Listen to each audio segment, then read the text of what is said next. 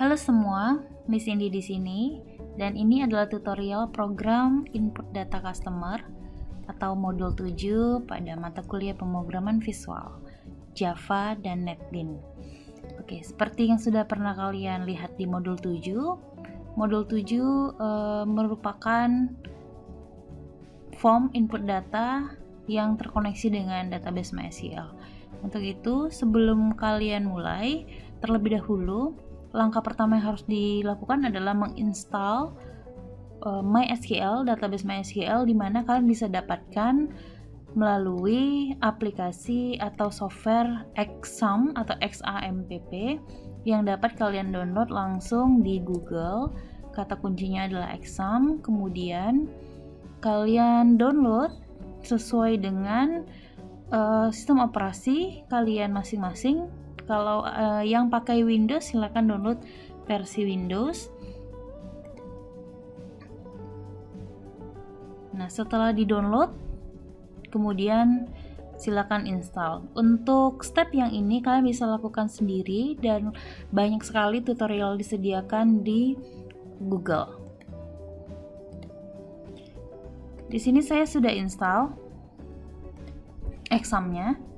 Ya, jadi langkah selanjutnya, kalian mengaktifkan XAMPP yang sudah diinstal tadi dengan membuka aplikasi XAMPP Control Panel. Maka akan tampil XAMPP Control Panel seperti ini. Pertanyaannya adalah kenapa kita menginstal XAMPP padahal yang kita butuhkan adalah database MySQL. Karena XAMPP ini fungsinya adalah sebagai server yang berdiri sendiri yang terdiri atas program Apache HTTP Server, MySQL Database, dan penerjemah bahasa yang ditulis dengan bahasa pemrograman PHP dan Perl. Artinya memang ketika kita sudah menginstal XAMPP, itu sudah otomatis satu paket, ada Apache Server, kemudian ada MySQL. Nah, di bagian ini kita start yang Apache dan juga MySQL untuk mengaktifkan layanannya. Kalau muncul seperti ini, silakan allow access ya.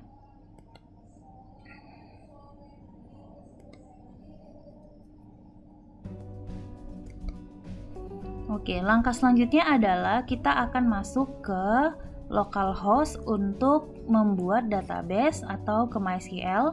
Dari sini kalian klik tombol admin, maka akan mengarahkan ke localhost php myadmin di browser default yang kalian gunakan. Misalnya di sini saya defaultnya adalah menggunakan Google Chrome, maka dia akan langsung mengarah kepada browser Google Chrome.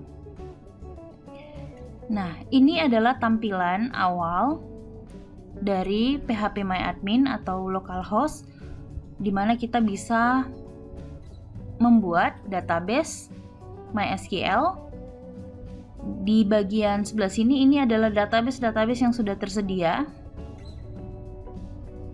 yang sudah default ada. Kemudian di sini ada menunya. Oke, langkah selanjutnya adalah kita akan buat database baru. Kalian bisa ketikkan di sini baru. Kemudian nama database-nya di sini. Kita lihat lagi di modul, buatlah database terlebih dahulu dengan nama DB Java. Berarti nama database-nya adalah create database DB Java. Nah, dari sini sampai sini, ini adalah sebuah query. Query itu adalah perintah-perintah dalam database. Jadi kalau kita menggunakan query ini juga bisa langsung membuat database. Bedanya kalau menggunakan XAMPP, kita bisa pakai query atau bisa pakai interface-nya langsung. Seperti ini, kita ketikkan DB Java. Huruf kecil aja semua. Jadi kalau di database huruf besar dan huruf kecil itu tidak berpengaruh. Semuanya dianggap menjadi huruf kecil ya. Kalau berhasil, maka di sini akan tampil nama database yang kita buat tadi. Nah, kalau kalian lihat di sini ada query. Ada menu query di mana kalian bisa memberikan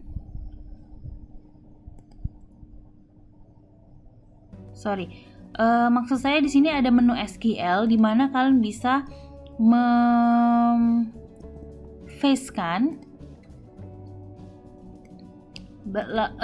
bagian yang ini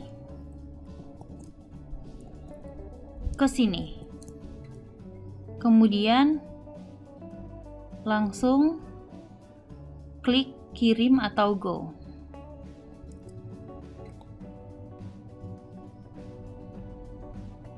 MySQL berhasil memberikan hasil kosong pencari. Nah, jika dia checklist hijau, maka query yang sudah kalian lakukan itu sudah berhasil. Artinya, query tersebut digunakan untuk membuat tabel customer yang lebih mudah. Kita lihat struktur tabelnya, klik bagian menu struktur. ID, nama, nomor handphone, alamat sesuai dengan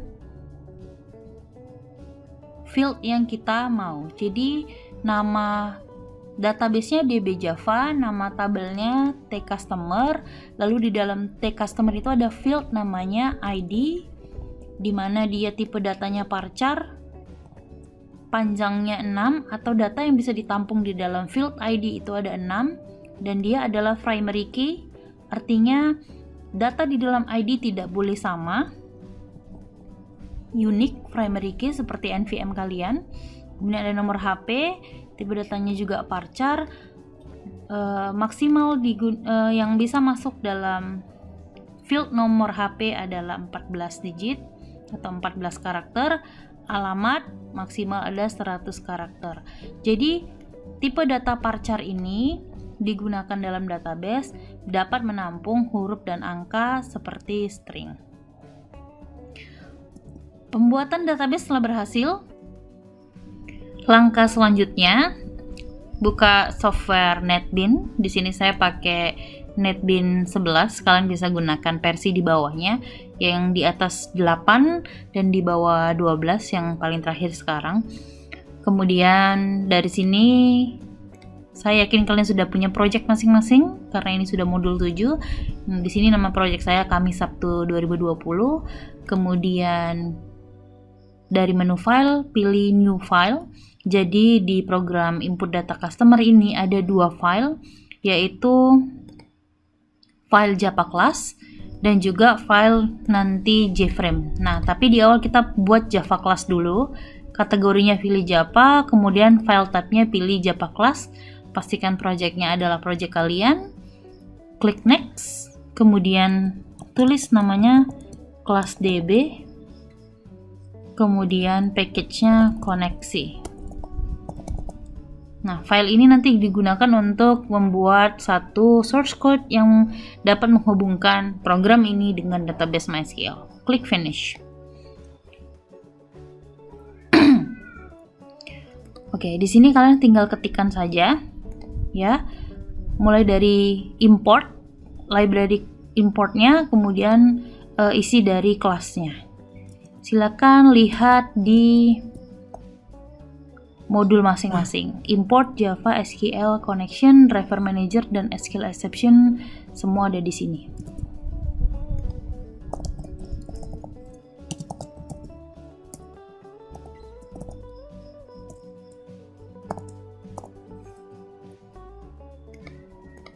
Saya akan pakai shortcut.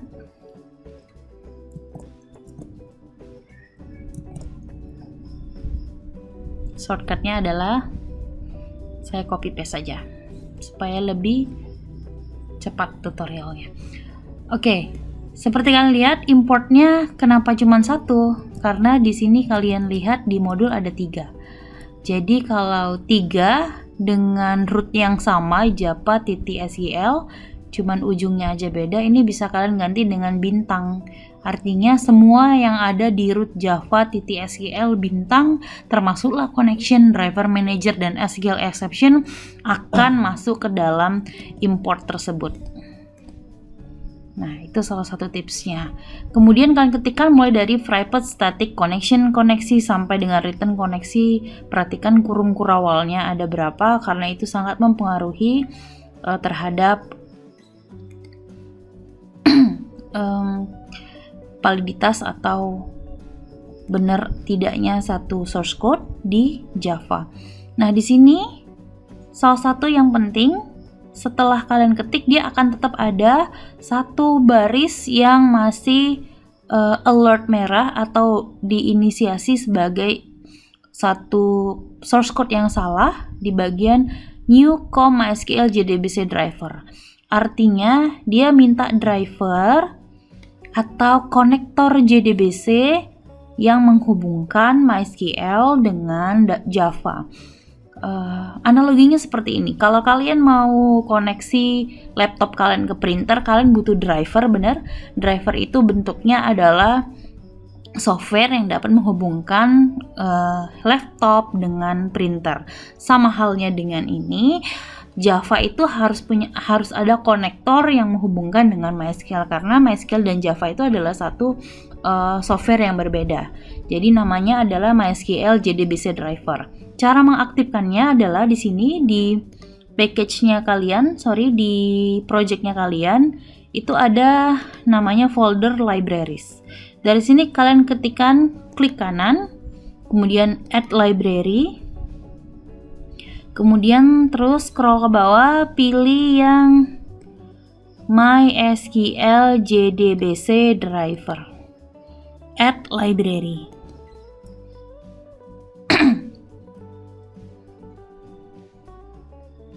Kemudian satu lagi yang penting adalah di bagian URL.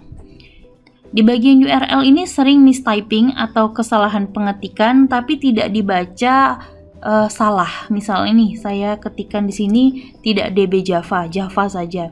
Dia tidak akan dibaca salah, tapi sebenarnya ini adalah source code yang salah karena nama database-nya adalah DB Java. Kemudian usernya root, ini adalah kutip 2 ya.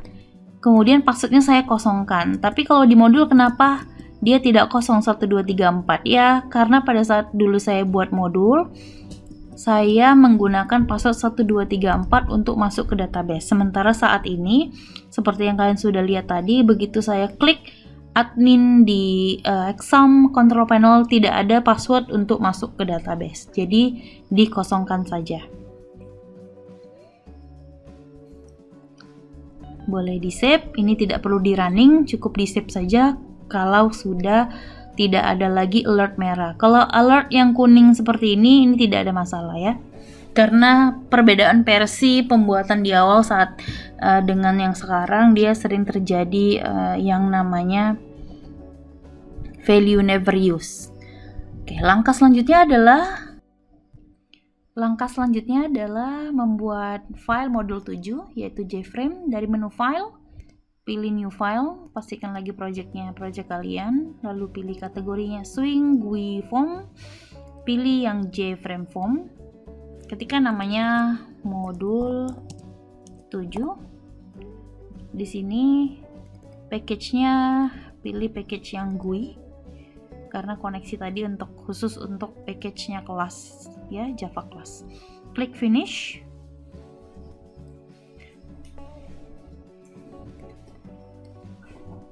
Oke, di sini ada frame-nya. Kalian pasti sudah akrab dengan tampilan ini. Kita dari item swing container, saya ambil panel, klik di ujung kiri atas. Kemudian properties, klik kanan properties panelnya. Di sini saya ganti dulu backgroundnya ke background yang lebih terang supaya lebih menarik aja ya. Kemudian bordernya, klik pilih title border, kemudian titlenya ketikkan data customer. Panel ini berfungsi sebagai pembatas dari satu form. Kalau kalian misalnya nanti ingin membuat form yang bisa dibatasin klasternya dan sebagainya, itu bisa pakai panel ya. Misalnya ada beberapa panel dalam satu form, itu bisa dilakukan supaya desainnya lebih bagus. Oke. Kemudian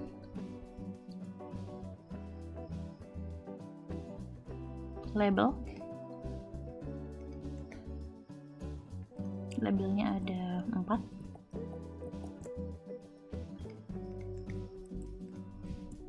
ID, nama,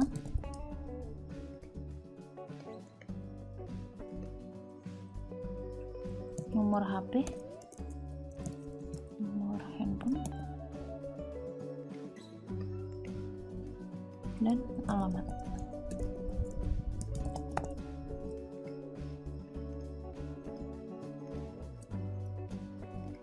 Saya akan kasih besar supaya lebih kelihatan. Kemudian text field di sini, edit text, delete.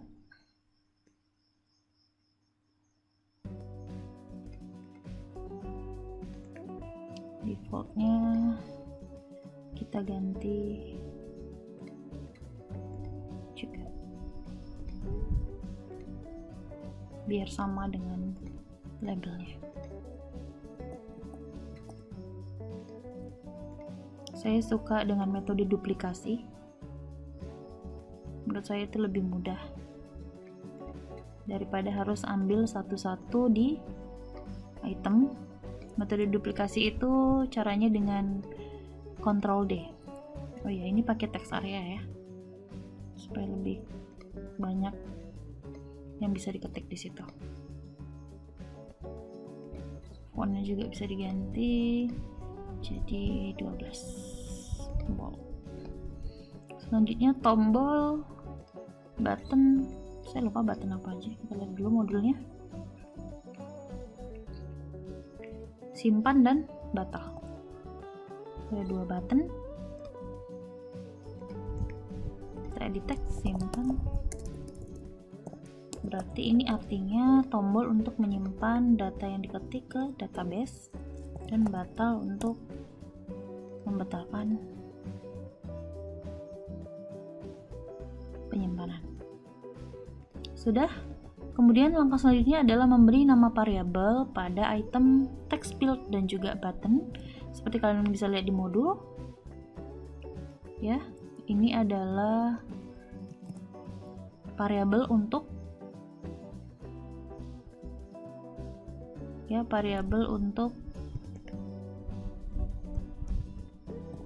yang ini. Kemudian change variable txt, nama,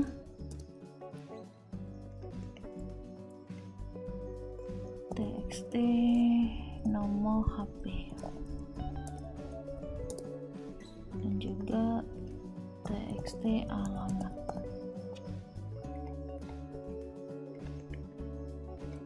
btn simpan.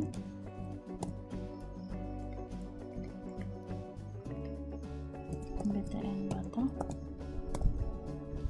Oke. Sudah selesai. Langkah selanjutnya adalah deklarasi import dan juga kode di dalam konstruktor. Di sini ada 2 metode. Baca ID, ada 3 ya, 3 metode. Metode simpan, kemudian metode bersih. Seperti yang sudah saya jelaskan pada pertemuan sebelumnya, metode itu digunakan untuk mempersingkat atau mengefisiensi sebuah source yang dipakai berulang-ulang. Saya juga udah nge-cheat di sini. Saya udah untuk mempersingkat waktu. Nah, jadi kita lihat lagi di modul. Di sini kita masukkan 3 baris di dalam konstruktor. Pertama baca ID, berarti di sini ya, di bawahnya, di bawah init komponen baca ID dalam kurung titik koma, kemudian txt id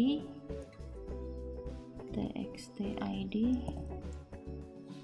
titik set enable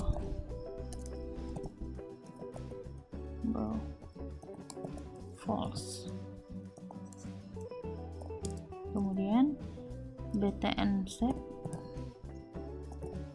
btn simpan, tadi saya buat di situ, set enable false juga. Baca ID-nya masih belum benar karena kita belum buat metode baca ID di bawah.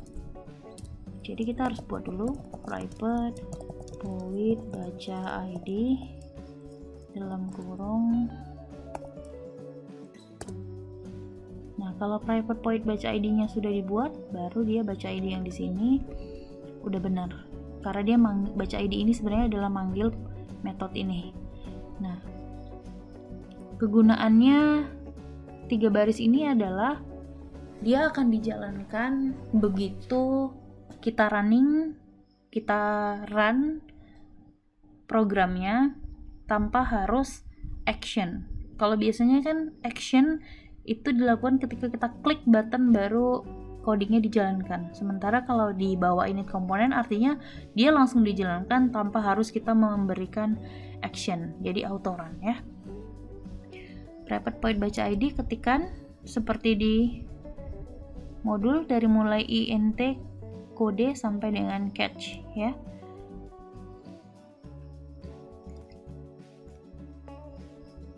Saya udah ketik sebelumnya saya tidak menyarankan kalian ketik di notepad. Ini hanya supaya saya lebih cepat aja durasinya ya. Jadi kalian langsung ketikkan aja di sini supaya kelihatan juga di mana salahnya. Nah, di sini tadi saya belum ketikkan importnya, makanya dia minta import.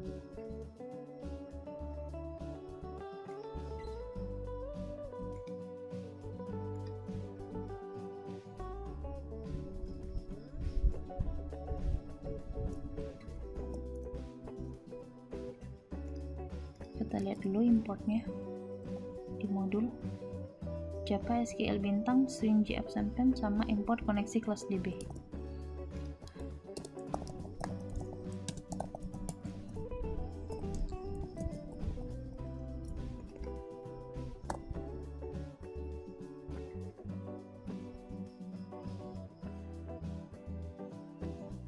Di sini kita memanggil koneksi dari file ini, jadi namanya harus persis. Kalau C-nya huruf besar, DB-nya huruf besar juga harus persis.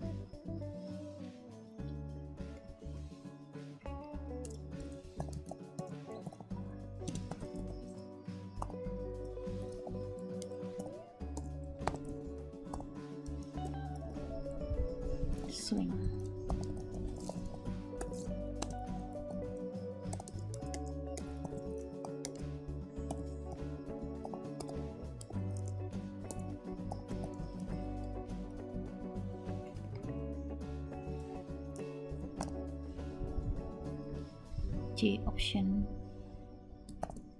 Option pen.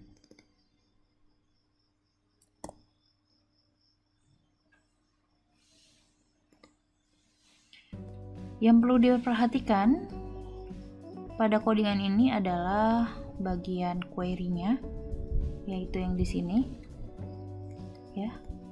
Passwordnya dikosongkan saja, walaupun di modul mungkin ada tapi ini nggak ada.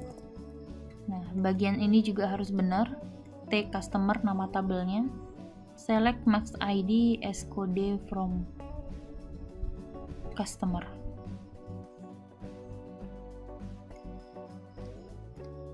Ini udah bisa dijalankan. Kalau kita jalankan, klik kanan run.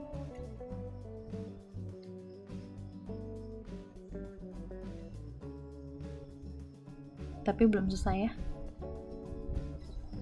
Oke. Selanjutnya adalah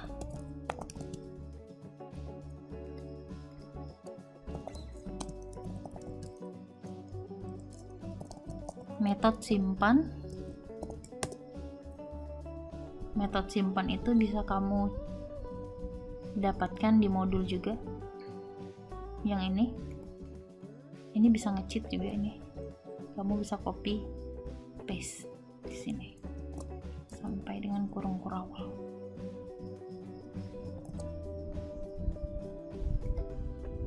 Bersihnya masih salah karena kita belum membuat prepared void atau metode bersih.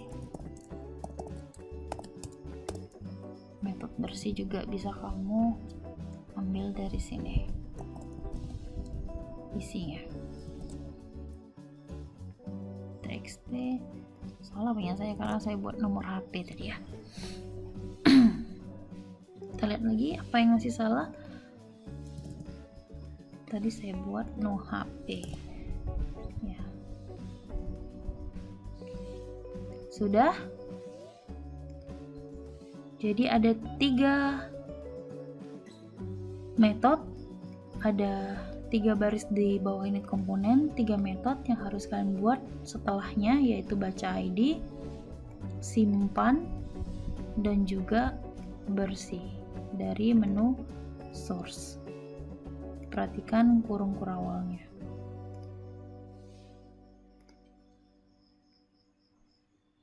Kalau sudah tidak ada yang salah, kita bisa run.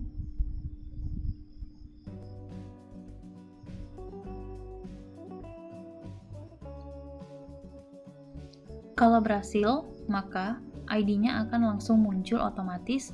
Di sini 001, auto increment-nya saya buat 001. Kalau kita menyimpan misalnya Indre, nomor handphonenya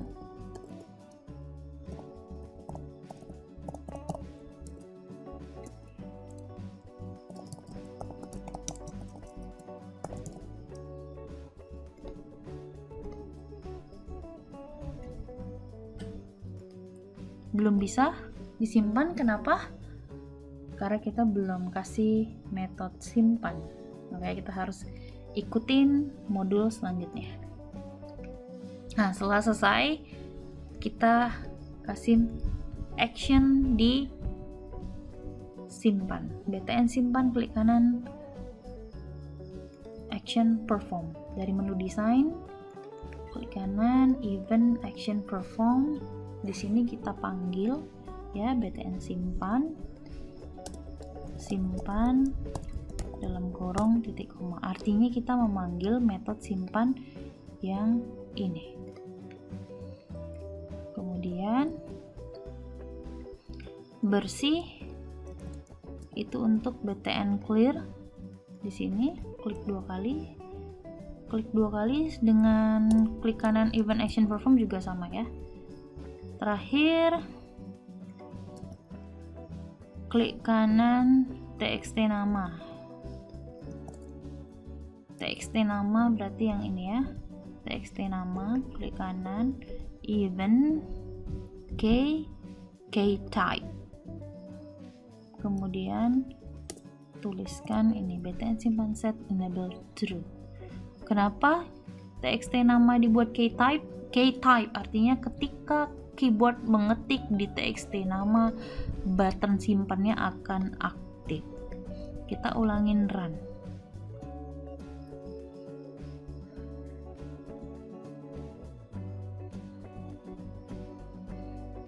Kita ulangin, kita akan simpan dia, begitu diketik langsung aktif.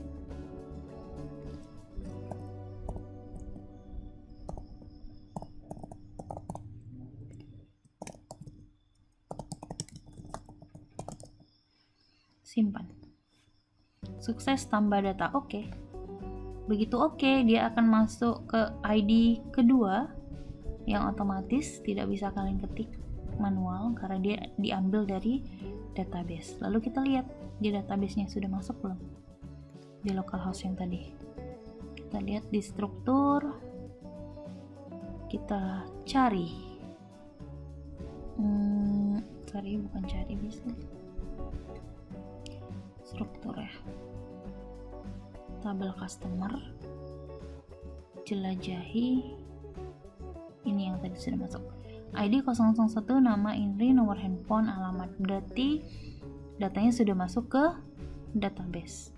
Cara lihatnya dari tabel customer, terus langsung jelajahi ya. Atau browse kalau dalam bahasa Inggris. Dengan begitu sudah selesai modul 7. Jadi modul 7 ini harus kalian selesaikan terlebih dahulu baru bisa mengerjakan modul 8. Karena di modul 8 adalah pemanggilan data dari data customer ke data penjualan. Data customer yang udah kita inputkan di sini akan kita panggil lagi datanya di modul 8. Selamat mencoba. Sampai ketemu di tutorial modul selanjutnya. Buat mahasiswaku yang udah nonton, jangan lupa komen di bawah, bisa berupa tanggapan maupun pertanyaan dari video ini. Supaya Miss Indi bisa tahu siapa-siapa aja sih yang udah nonton. Makasih.